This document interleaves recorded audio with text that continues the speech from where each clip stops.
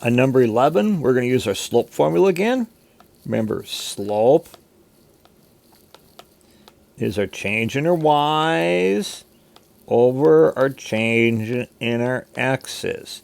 This time, we know the slope, and we're going to find one of our variables. So we know our slope is 2/3 equals -3 minus 3 all over r minus a -4. So I'll do a little simplifying. So we get 2/3. -3 minus 3 is -6 all over r plus 4. Now I don't like my variable in the denominator, so what I'm going to do is I'm going to flip both my sides. I'm going to take the reciprocal of both sides. So in other words, I'll say 3 over 2 equals r plus 4 all over -6. Now I can get rid of the -6, multiply both sides by -6. So we get r plus 4. 2 goes into 6 3 times, so -3 times 3 is -9. Then we're going to subtract 4 from both sides, and we'll get r equals -13. On number 12, we're going to do the same thing, except this time we know our slope is 5/8.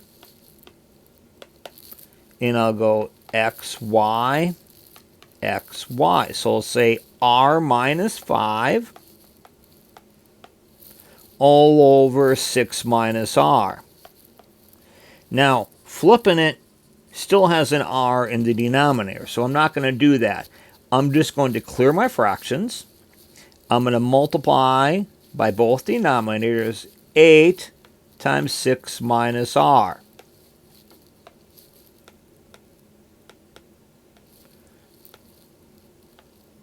Notice my 8's reduce on the left, so I take 5 times 6 minus r. 5 times 6 is 30 minus 5r. Over on the right-hand side, notice my 6 minus r is reduced, so I'm just going to distribute my 8.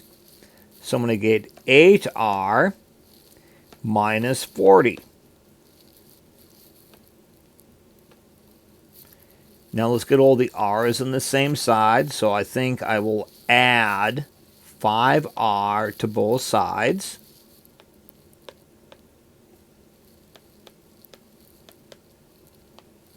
So then we're going to get 30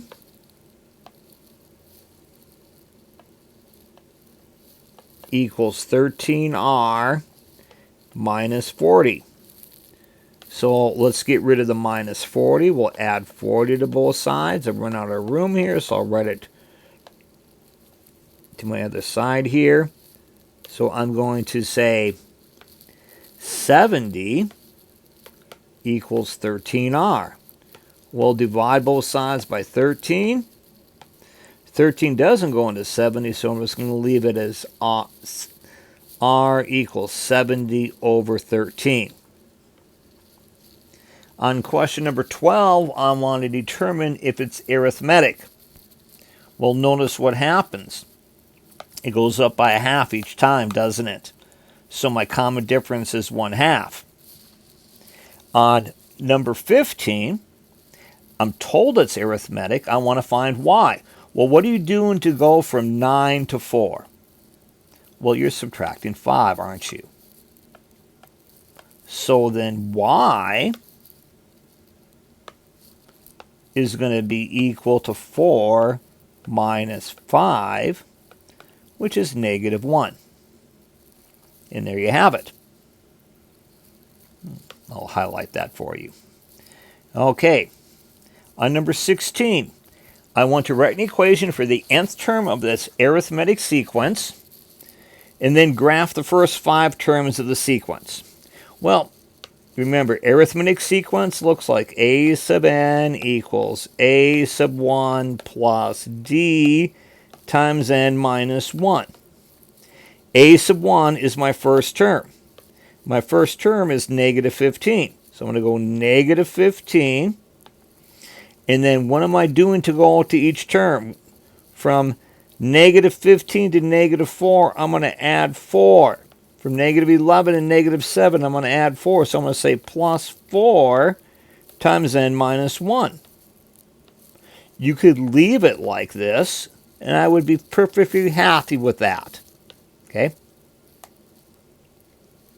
You can also simplify that. So go negative 15 plus 4n minus 4.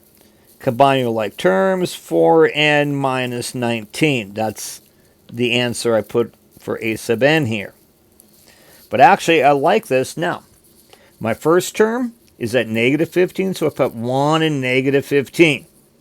My second term is at negative 11, so it knows you have to estimate where these odd ones are. My third term is at negative 7. My fourth term is at negative 3. I have to add 4 to that one, so my fifth term is at 1. Don't connect them because it's an arithmetic sequence. Don't put a number at 0 because 0 is not part of your domain. And that's all you had to do for that one.